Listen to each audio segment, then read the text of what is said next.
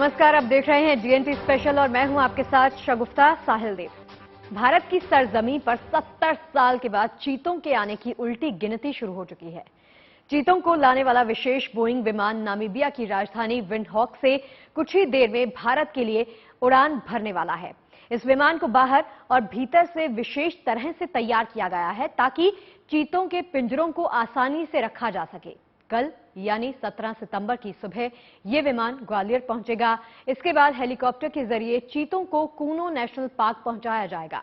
17 सितंबर को ही प्रधानमंत्री नरेंद्र मोदी अपने जन्मदिन के मौके पर इन्हें कूनो पार्क में छोड़ेंगे। देखिए।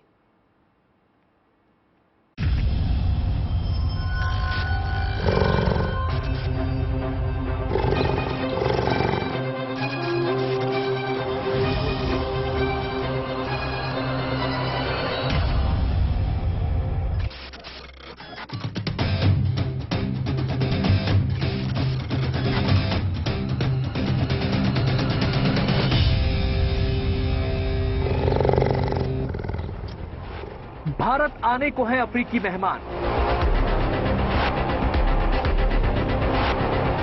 नामीबिया के चीते बनेंगे भारत की शान।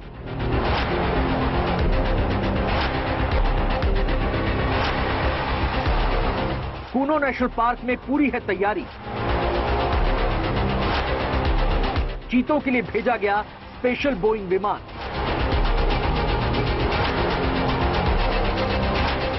चीतों का मध्य प्रदेश की धरती पर स्वागत करता हूं। धरती का सबसे तेज दौड़ने वाला जानवर सबसे लंबी यात्रा के लिए तैयार है। अपने नए ठिकाने के लिए तैयार हैं नामीबियाई चीते।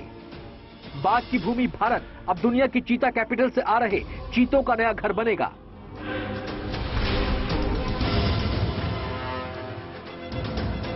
A lot of research has gone into this project to prepare for this stage over the past many years, and now people are finally waiting to welcome the first cheetahs into India in coming days.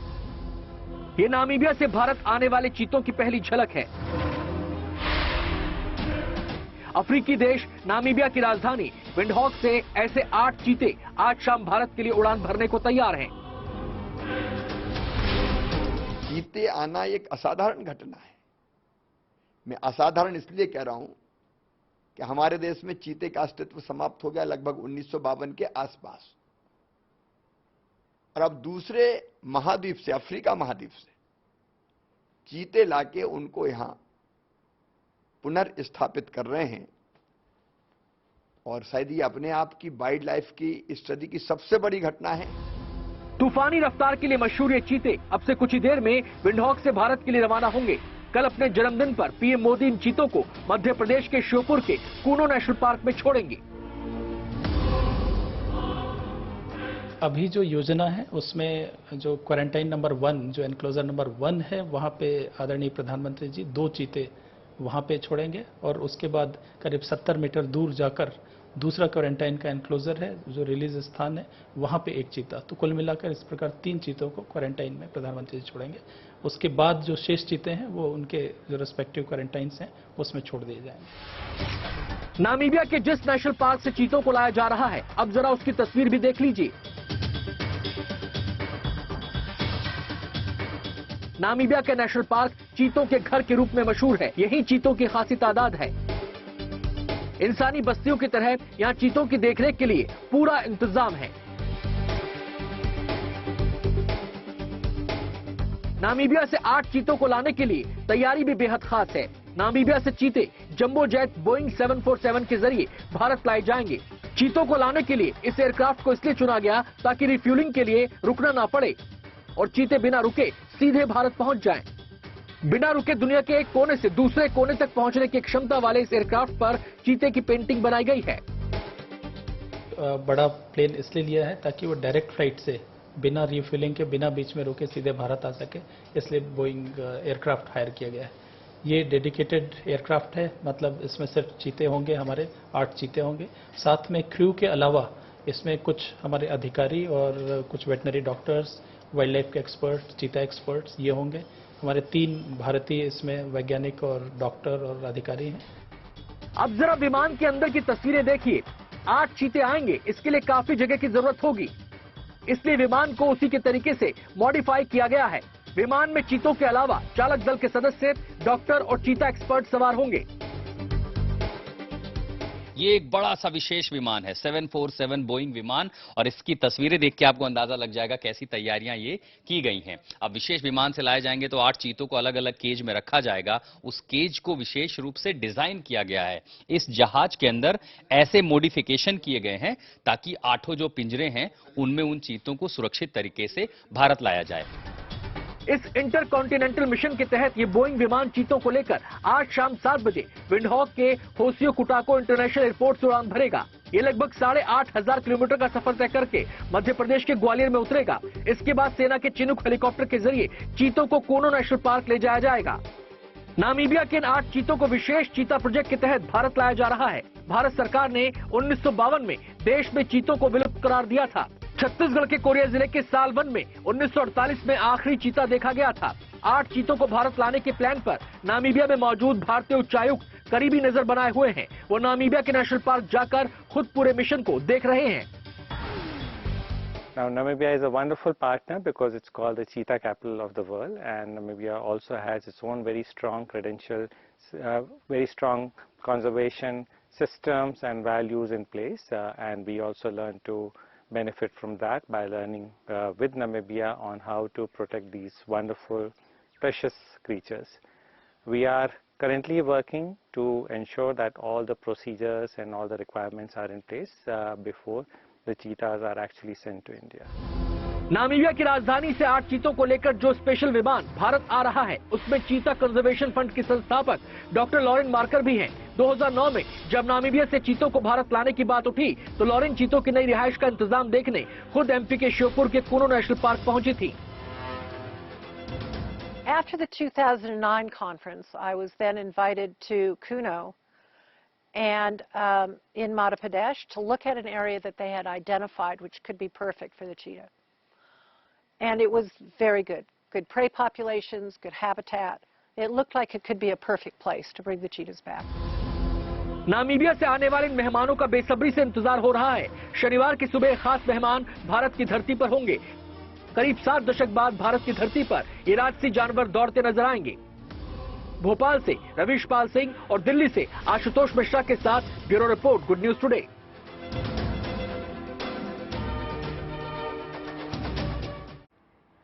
देखिए, मध्य प्रदेश के Kuno national park में चीतों के स्वागत की तैयारी जोर शोर के साथ चल रही है। जहां एक तरफ चीतों को पिंजरे से छोड़े जाने के लिए खास प्रकार के इंतजाम किए गए हैं, तो वहीं दूसरी तरफ चीतों की सुरक्षा के भी कड़े इंतजाम कर दिए गए हैं। कूनो पार्क प्रबंधन ने चीतों की पहरेदारी का जिम्मा भूतपूर्व सैनिकों के हाथ में दे दिया है। इनके अलावा वन विभाग के सुरक्षा कर्मचारी भी पार्क में देखरेख का काम बखूबी कर रहे हैं।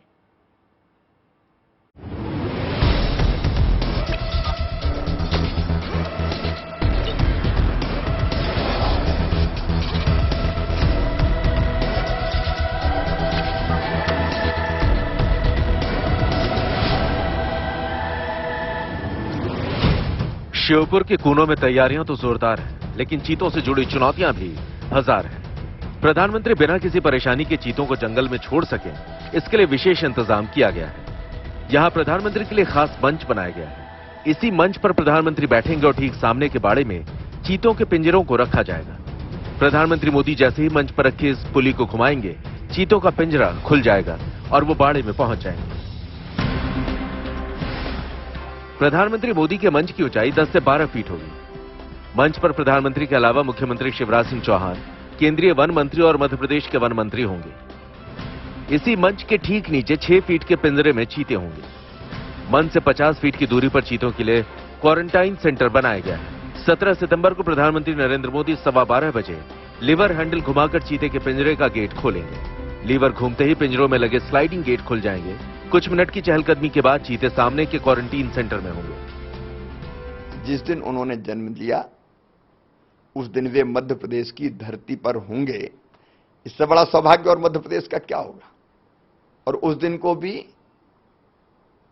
ऐतिहासिक सौगात दे रहे हैं चीते। मैं तो देख रहा हूं कि पूरा देश नहीं, पूरी दुनिया देख रही कि एक महाद्वीप से दूसरे महाद्वीप में चीते ले जाए जा रहे हैं। तो चारों तरफ जो वातावरण है वो अलग और अद्भुत है। चीतों के यहां आने के बाद उनकी सुरक्षा के लिए वन विभाग ने एक अलग अमला तैयार कर लिया है, जो पार्क के अंदर सुरक्षा की व्यवस्था के साथ ही बाहर की सुरक्षा पर भी नजर रखेंगे। चीतों की सुरक्षा से जुड़ी चुनौतियों से निपटने के लिए आसपास के लोगों का सहयोग जरूरी है, लिहाजा कई चीता मित्र तैयार किए गए हैं और उन्हें चीतों से जुड़ी जानकारियां दी जा रही हैं। तो हमने चीता मित्र इसमें बड़ी संख्या में हर एक गांव में उनको एक ऑनरेरी एक पद दिया हुआ है और इनका प्रशिक्षण और इनमें अवेयरनेस हम जागृत कर रहे हैं। यहाँ के जितने भी स्कूल आसपास में हैं, सभी के बच्चों को इसके चीता के बारे में जागृत किया गया है, अवेयरनेस प्रोग्राम चलाया गया है और चलाया जा रहा है, ताकि वो जाके अपने घर में अपने पेरेंट्स को इसके बारे में बताएं। इसके अलावा नेशनल पार्क के नजदीकी क्षेत्रों में बसे लोगों को आश्वस्त करने के लिए चीते से जुड़ी तमाम जानकारियां दी गई हैं, ताकि लोकल पब्लिक के मन में चीतों को लेकर कोई डर न रहे। इसके लिए वन विभाग ने चिंटू चीता नाम के मैस्कॉट का सहारा लिया है। The cheetah is made into a mascot called Chintu Cheetah, and the mascot is showed over as a cartoon in schools, and the children know about it. There is a good propaganda to tell the local public that there is not a single recorded historical event of a wild cheetah attack on a human being. So if you want to have a carnivore in your neighborhood, cheetah is one of the best to have around. Yes, of course, cheetah would attack small livestock like goats and sheep, but we have built in a nice compensation package, and the animals will be radio collared. So whenever such an incident happens, the farmer would be paid compensation immediately. यानी हर लिहाज से तैयारी पूरी कर ली गई है। अब बस कुछ घंटों का इंतजार और भारत की धरती पर एक बार फिर से चीते चहलकदमी करते हुए नजर आने लगेंगे। श्योपुर से खेमराज दुबे के साथ Ashutosh Mishra, bureau report, good news today. यानी जिन पंजों के निशान हिंदुस्तान की धरती से गायब हो गए थे, वो पंजे एक बार फिर से जंगलों में दिखेंगे। कमाल की बात है कि एमपी और छत्तीसगढ़ के जिन वन्य क्षेत्रों में आखिरी बार चीते को देखा गया था, अब चीतों को नए सिरे से बसाने की कवायद भी उसी राज्य के साथ शुरू हुई है। प्रोजेक्ट चीते के लिए कूनो नेशनल पार्क को चुने जाने के पीछे कई खास कारण हैं। देखिए हमारी इस रिपोर्ट में।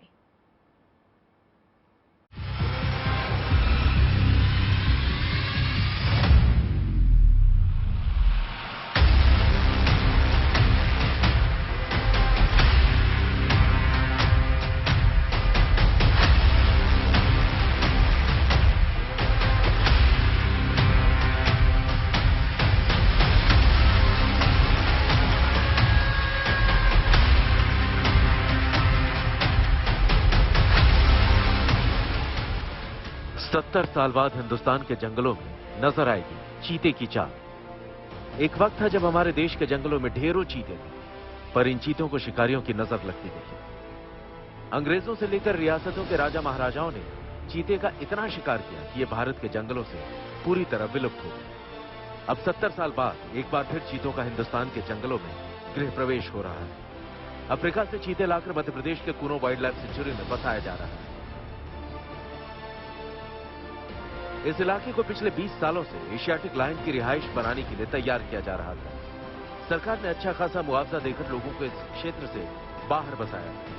लगभग 750 स्क्वायर किलोमीटर के इस क्षेत्र को मानव रहित करके इसे नेशनल पार्क घोषित किया गया था। कालांतर में यहां शेरों को तो नहीं बसाया जा सका, लेकिन अब नामीबिया के चीते इस इलाके को आबाद करने वाले।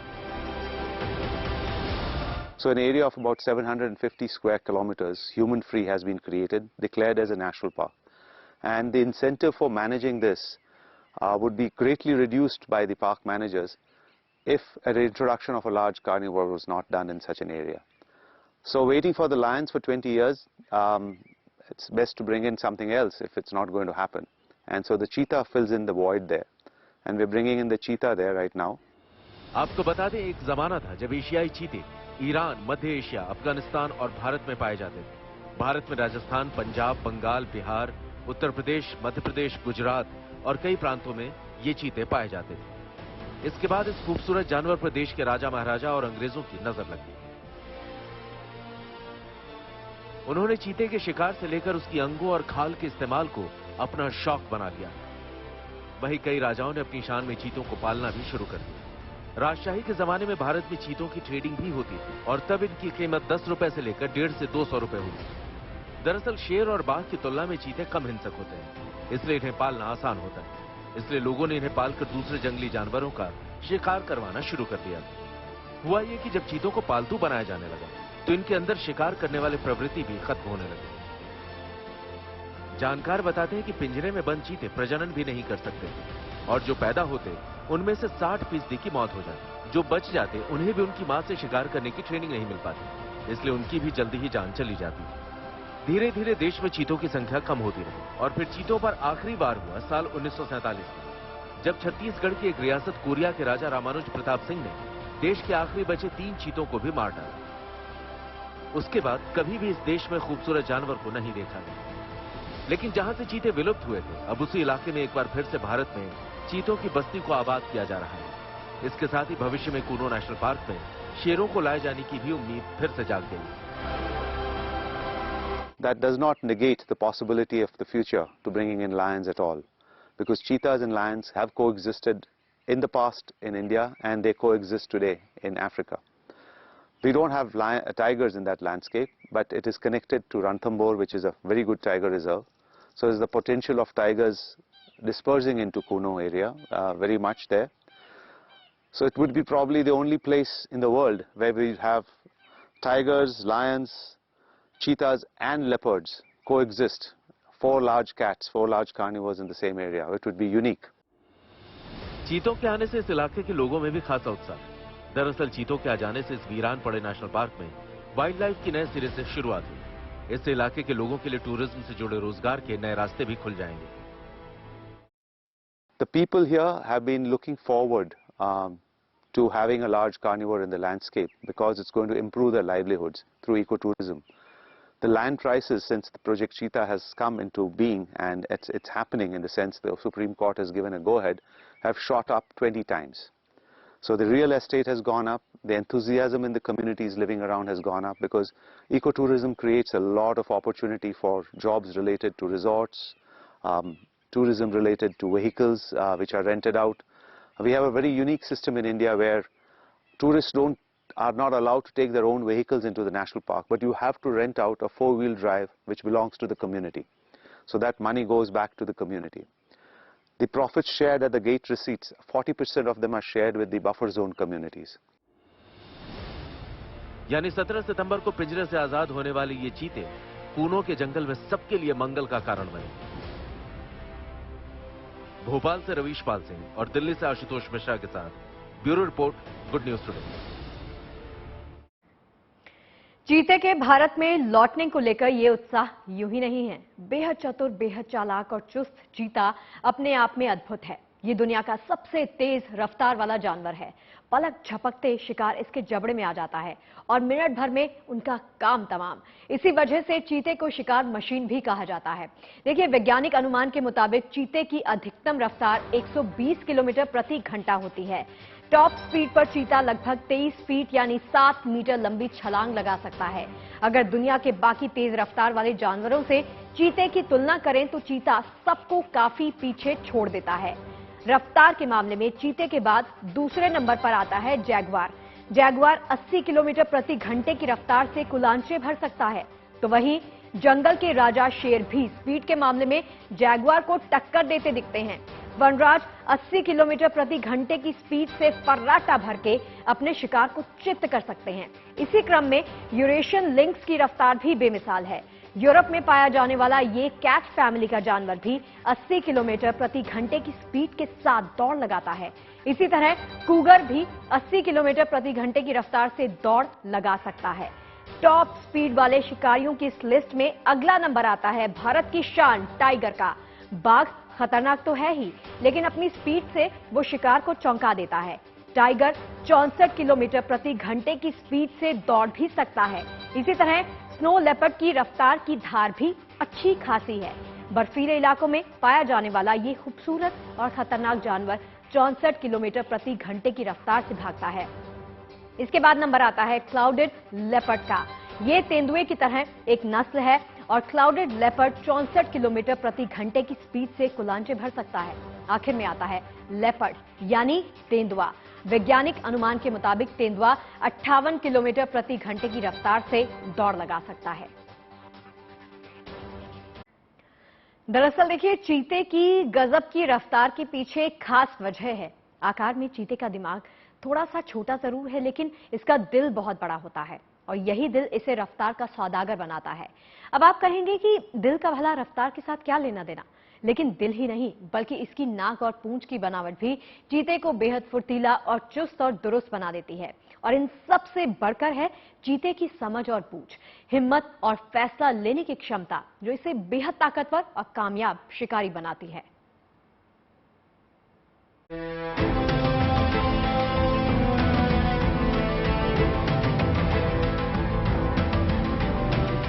ये रफ्तार, ये फुर्ती,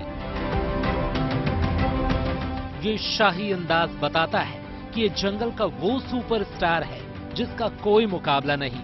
ऐसी एक नहीं कई खूबियां हैं जो इस जीव को बनाती हैं बहुत खास।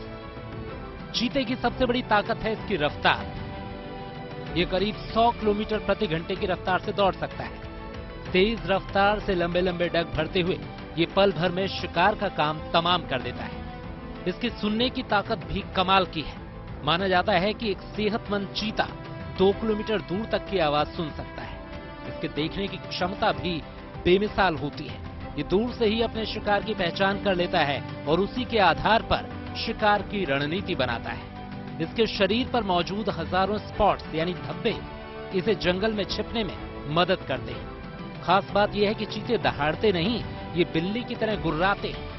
माना जाता है कि चीता तेज रफ्तार से दौड़ते वक्त भी 1 सेकंड में 3 से 4 बार छलांग लगाता है। इस दौरान संतुलन बनाए रखने में इसकी पूंछ अहम भूमिका निभाती है। चीते की शरीर की रचना ऐसी है कि ये चंद पलों में हवा से बातें करने लगता है। मसलन इसका दिल काफी बड़ा होता है, जो जरूरत के मुताबिक शरीर में ब्लड सप्लाई करता है।